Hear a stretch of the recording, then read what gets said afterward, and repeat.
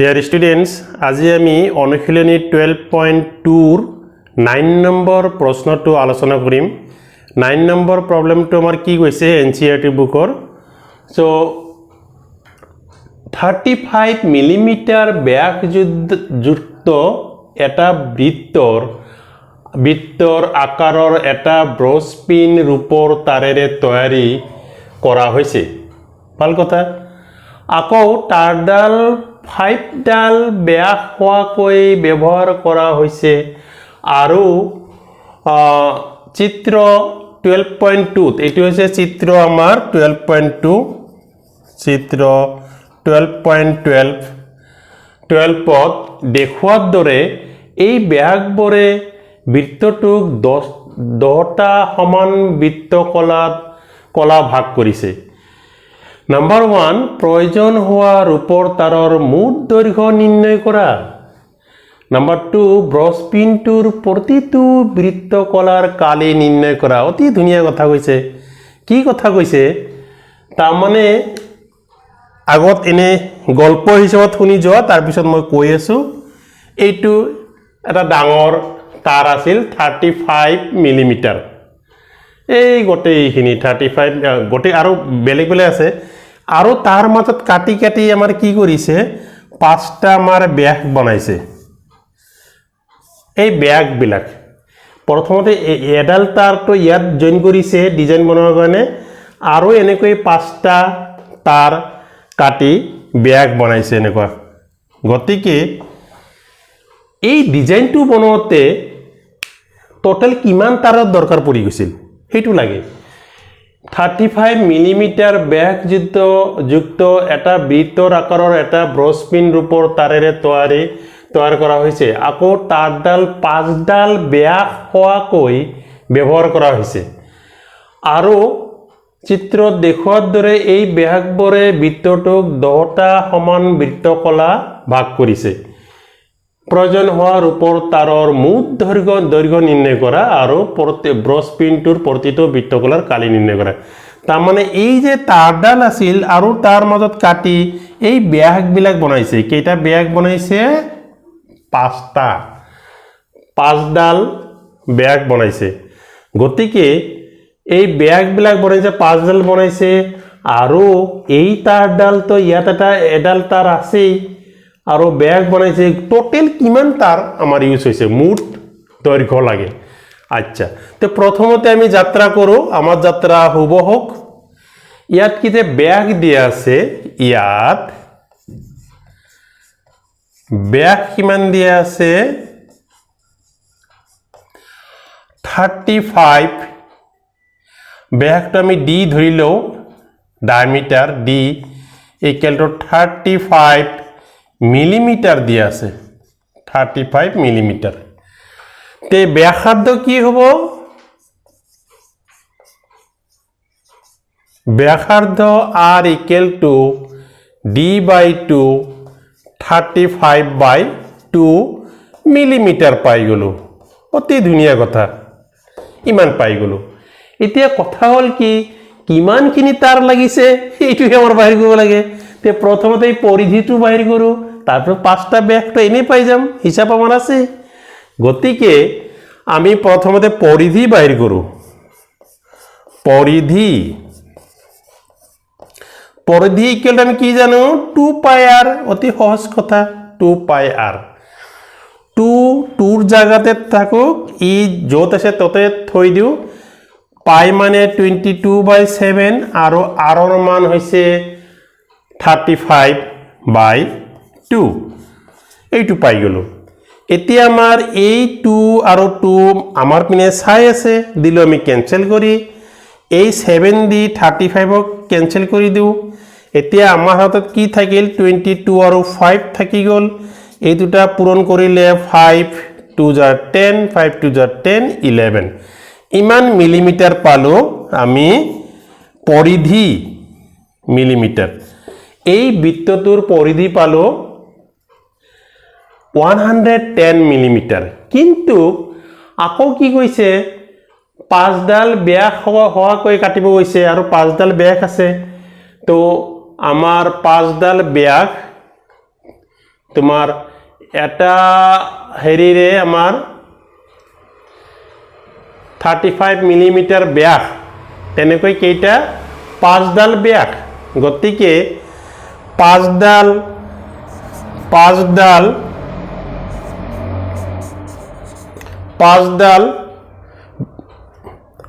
ব্যাসৰ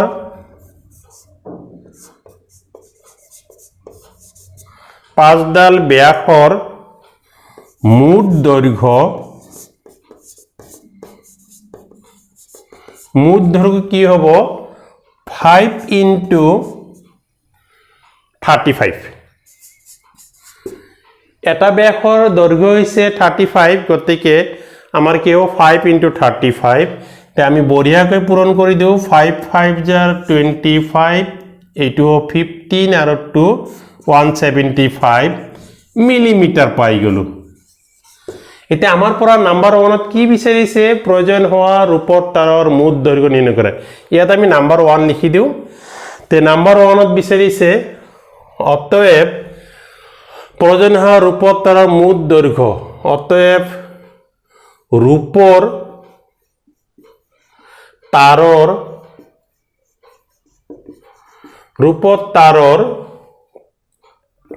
মুঠ দৈৰ্ঘ্য কি হ'ব পৰিধিটো আমি কিমান পাইছিলো 110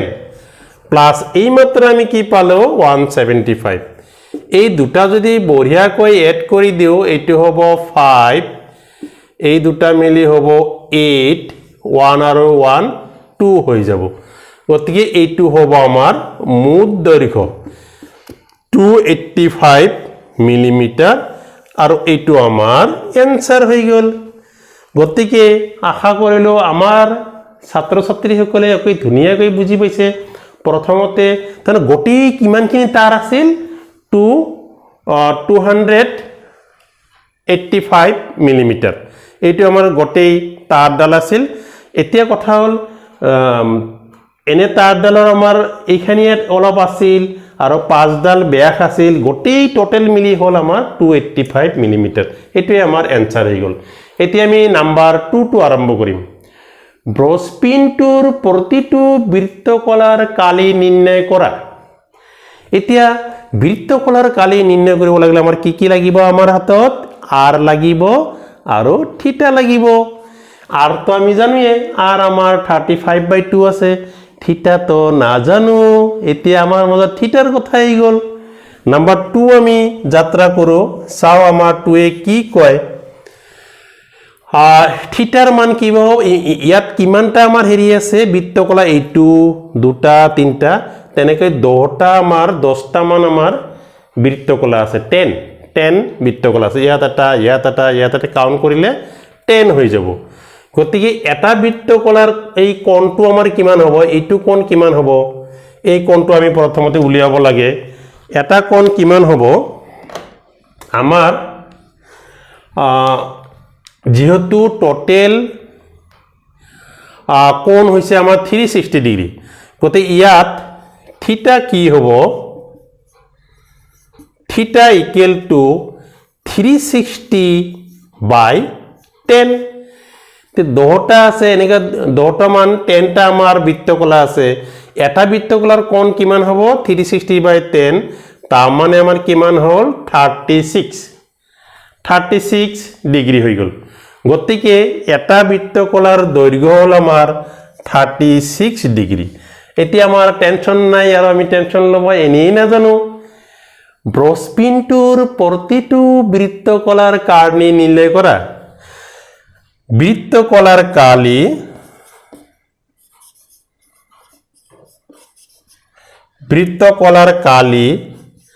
আমি কি সূত্র জানো θ/360 ইনটু পাই r স্কয়ার এটা আমি সূত্র জানো ইয়াত আমি বঢ়িয়াকৈ ভ্যালু মান কেটে বহাই দিও থিটাৰ মান এই মাত্ৰ পালো এটো গৰমে আছে ঠাণ্ডাই হোৱা নাই 36 পাইছো আৰু ইয়াত 360 যেনেকৈ আছে তেনেকৈ বহাই দিয়া যাওক ইনটু পাই মানে 22 আমি জানো বুকৰ আৰম্ভণিতে দিয়া আছে অনুশীলনীৰ r মানে 35/2 হোল স্কয়াৰ হৈ গল এতিয়া আমি এইটো ক্যালকুলেশন কেনেকৈ কৰিম এই দুটা আমাৰ অলৰেডি ক্যান্সেল যাব 1/10 হ'ব এইটো 22/7 আৰু 35/2 মানে দুবাৰ লিখা যায় লোৱাৰ ক্লাছৰ নিচিনা বুজোৱাৰ কাৰণে আমি দুবাৰ লিখিলো হোল স্কয়াৰ আছে দুবাৰ লিখিলো এতিয়া যদি এই 7 দি এইটো পূৰণ কৰো 5 হ'ব আৰু এই 2 দি আমি এইটুক পূৰণ কৰো 11 হ'ব আৰু 5 দি এই 10ক যদি কাটি দিও 2 হ'ব তে আমাৰ ডিনোমিনেটৰত আমি হৰত কি পাম 2 * 2 4 হৈ যাব সো এতিয়া আমি কি পাম আমাৰ লবত থাকিব 11 আৰু 35 আৰু হৰত থাকিব 2 * 2 গটে ক্যান্সেলেশন কৰি এই 2 আৰু 2 থাকিব আৰু ইয়াত কি থাকিব 11 আৰু 35 সো 11 আৰু 2 আৰু 2 তো 4 হয় আমি আগৰ পৰাই জানো এতিয়া 35 আৰু 11 পূৰণ কৰাৰ মই এটা পদ্ধতি শিকাই দিছো 35 আৰু 11 যদি পূৰণ কৰো এই 35 লিখি আৰু ইয়াৰ পৰা আৰু এটা 35 লিখি দিয়া গতিকে 5 8 3 ইয়াত আমাৰ হ'ব 3 8 5 এইটো আমাৰ হল পূৰণটো গতে 11 দি যদি কিবা নম্বৰক পূৰণ কৰা সেই নম্বৰটো এটা ডিজিট বাদ দি আমি ইয়াৰ পৰা লিখিলে হৈ যায় এইটো হল আমাৰ মিলিমিটাৰ স্কয়াৰ কালি মানে মিলিমিটাৰ স্কয়াৰ হ'ব গতিকে নিৰ্ণয়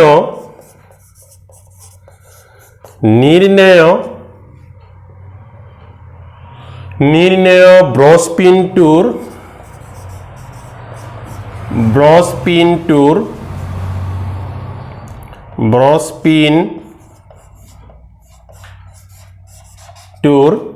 নিৰ্ণয় ব্ৰছ পিনটোৰ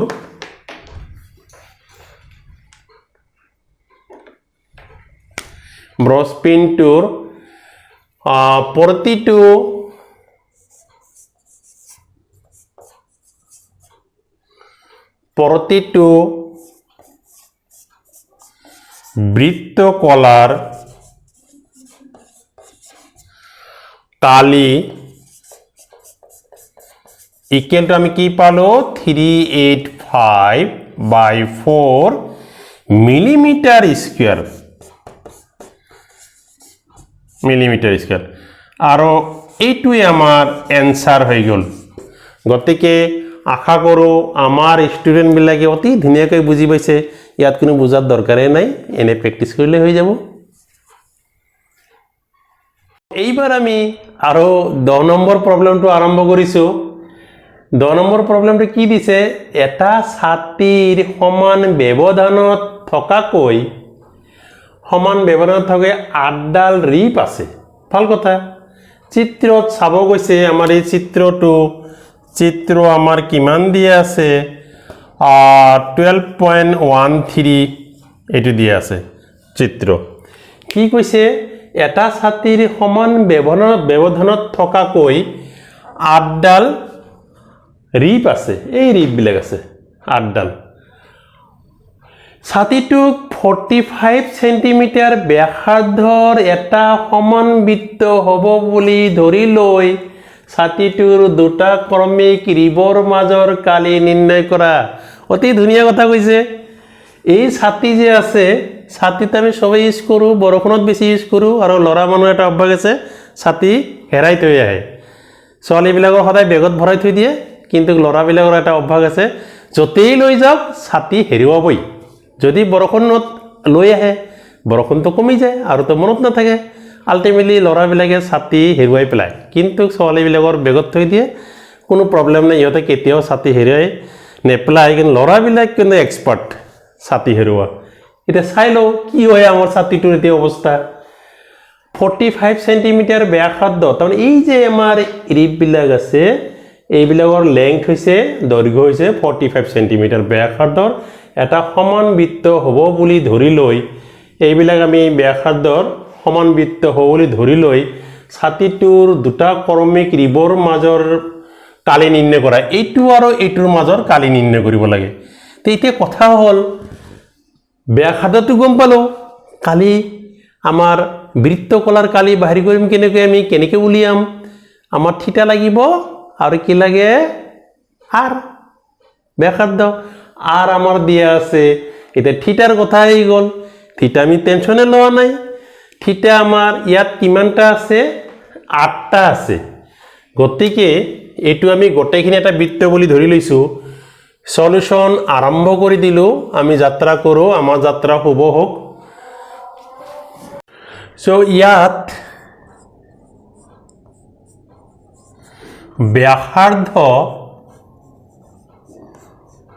ব্যাসার্ধ আমি কি পাম r equal to 45 centimetre 45 centimetre বাস এটা থিটা ইকুয়াল টু আমি এটু যদি গোটেইখিনি বৃত্ত হয় তেনেহলে ইয়াৰ গোটেই টোটাল কোণ হ'ব আমাৰ 360 ডিগ্ৰী কিন্তু আমাৰ কিমানটা ৰিপ আছে 8টা ৰিপ আছে গতিকে ডিভাইডিং বাই 8 কৰিলে আমাৰ কি হ'ব 45 হৈ যাব গতিকে আমি এটা কোণৰ দৈৰ্ঘ্য পালো এইবিলাক দুটা ক্ৰমিক ৰিবৰ মাজৰ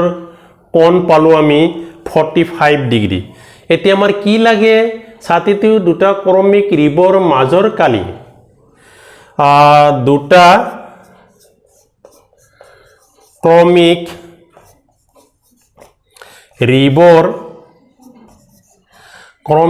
ৰিবৰ মাজৰ কালি তামানে আমার বৃত্তকলার কালি কি হব আমি কি সূত্র জানো থিটা বাই 360 ইনটু পাই আর স্কয়ার অতি ধুনিয়া ফর্মুলা এতিয়া আমি বঢ়িয়াকৈ মান কেইটা বহুৱাই দিম 45 টু ইয়াত বহুৱাই দিও আৰু 360 তো এনে আছে আমাৰ হাতত পাই মানে 22/7 আৰু আৰৰ মান হৈছে 45 দিস ইজ হোল স্কয়াৰ এইটো পাই গলো এতিয়া আমাৰ এইটো আমি ক্যান্সেলেশন কৰিলে আমাৰ কি হ'ব 8 হ'ব 1/8 22/7 এইটো হ'ব আমাৰ 45 ইনটু 45 45 ইনটু 45 হ'ব গতিকে আমি যদি 45 আৰু 45 পূৰণ কৰো ইয়াৰ এটা শৰ্টকাট পূৰণ আছে আমি জানো কিছুমানে নাজানিও পাৰে তথাপি মই দেখুৱাই দিছো 45 ইনটু 45 কেনেকৈ পূৰণ কৰিব লাগে এটা লাইনতে পূৰণ কৰিব পাৰি এই প্ৰথমতে 5 5 25 লিখি লোৱা লিখি লৈ এই 4 ৰ লগত এটা 1 প্লাস কৰা 4 ৰ লগত 1 প্লাস কৰিলে 5 5 আৰু 4 ইনটু কৰে 20 গতিকে আমি 20 পালো আকৌ এটুক 22 লগত পূৰণ কৰিব লাগিব গতিকে আমি যদি ইয়াত আকৌ এটা হেৰি কথা আছে এটু মানে ক্যান্সেল যায় 4 ইয়াত হ'ব 11 সো 11 ৰ দ্বাৰা আমি কি পাম এতিয়া 11 ইনটু 2025 বাই 4 ইনটু 7 পাই গলো এতিয়া আমাৰ কি হ'ল 11 ৰ লগত যিকোনো নাম্বাৰ পূৰণ কৰিলে কি হয় সেই নাম্বাৰটোতে দুবাৰ লিখিব লাগে কোনো কষ্ট কৰিব নালাগে 11 ৰ দ্বাৰা আমি এটু পূৰণ কৰিম এটু নাম্বাৰ ইয়াত এনেকৈ লিখা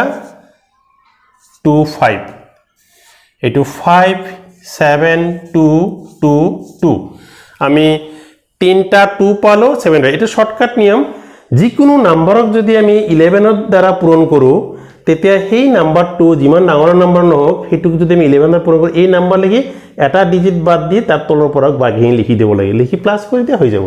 তো আমি কি পালো পূৰণ থৰণ কৰি কি ভাগ্যত পাই গলো তিনটা 2 পালো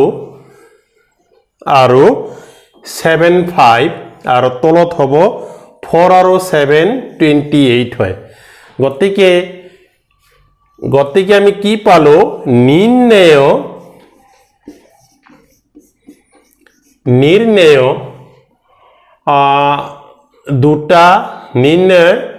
দুটা ক্ৰমিক ক্ৰমিক ৰিবৰ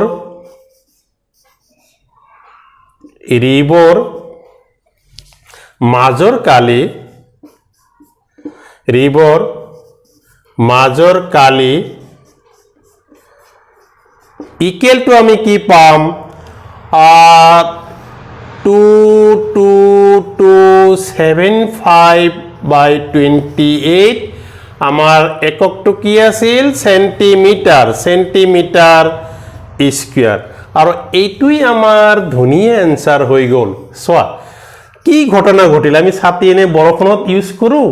আৰু সেই ছাতিৰ আমি কোৰ পৰা কি ইখানি মাজৰ কালি কি হ'ব